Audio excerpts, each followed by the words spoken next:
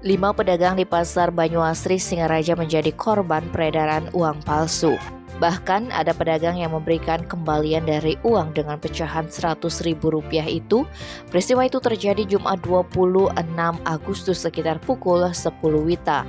Salah seorang pedagang bumbu desa menuturkan saat itu ada seorang perempuan membeli sejumlah bumbu di tempatnya seharga Rp40.000.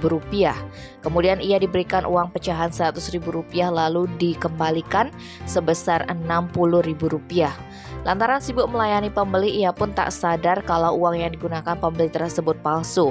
Setelah para pelaku berlalu, ia baru sadar ada yang aneh dari uang tersebut. Uang itu berwarna lebih terang dan seperti plastik, ukurannya pun lebih kecil dari uang asli. Pedagang lainnya menuturkan ketiga pelaku mengendarai sebuah mobil dan terekam kamera CCTV di pasar.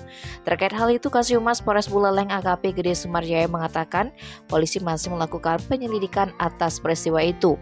Untuk sementara barang bukti berupa lembaran uang palsu yang didapat dari pedagang masih diamankan untuk kepentingan penyelidikan. Tim Pali Express melaporkan.